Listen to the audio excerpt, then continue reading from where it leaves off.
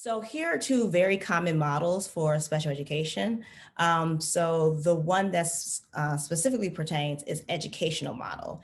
And this is very different from the medical model. And when we think of the medical model, people think of, oh, I pull out a child from their setting, you give them therapy, you help them train, go up and down the steps or strengthening exercises, or they're practicing smooth speech, if the child has the child stutters.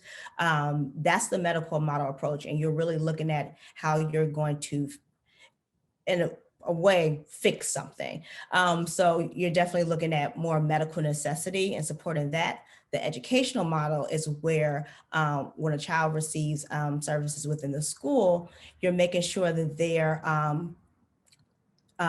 if their disabilities impacting their educational attainment, that's what the services are for. And educational attainment doesn't just mean academics, because there's something that's called what is it called? Dual exceptionality. So a student can be gifted, but also have an IEP. I'll talk a little bit more about that. So it isn't just the fact that a student is doing poorly in school, like they have to fail or whatnot. It's just making sure that they're making the progress that they can make for any other student that doesn't have a disability. So that's just important to note. So here's some more about the educational model. Again, back to that free and appropriate public education. And there are specific service plans. So we have the IFSP, which is actually made with families in mind of young children birth to 3. So this is typically where we have children served in they call the natural learning environment, which is most likely home, but sometimes early child care centers as well, maybe a babysitter's home, and in certain instances, even some public schools. Next, you have the IEP. Oh, I'm sorry. The IFSP is the Individualized Family Service Plan. Forgot to say that. The IEP, which the Individualized Education Program, is for all students grades pre-K through 12th grade. So any student that shows that they need, that they're demonstrating a disability and have difficulties with accessing and progressing towards their educational goals, they will be issued individualized education program. And then next we have the 504 plan, which is usually just accommodations. So they might not have a particular a specialized program, but they might need certain accommodations such as extra testing time or maybe specific writing tools. If they have difficulty with their fine motor skills or cutting, they might have specialized scissors. They might have type to text instead of having, I'm sorry, text to type, sorry, I said it wrong. Instead of having to type, that's an accommodation that could be provided on a 504 plan. And next we have the individualized service plans. And these are service plans that are typically given to students who are in non-public education settings. Now, local school systems will differ on that. It usually does depend on funding and if there's enough to go through. If there's some left over for public education, they can usually allocate some additional funds for students who are in non-public private settings. So the whole point of these educational models, again, is to determine educational impact.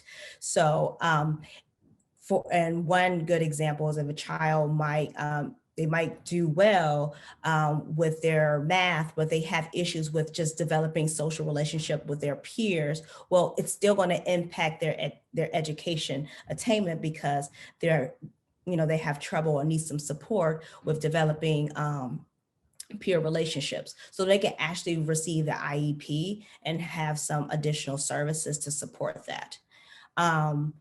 And with all these plans, they're usually developed with a team, and the team at the bare minimum is the person who is usually a psychologist. So they're actually doing all the assessments and evaluations to deem eligibility for such services.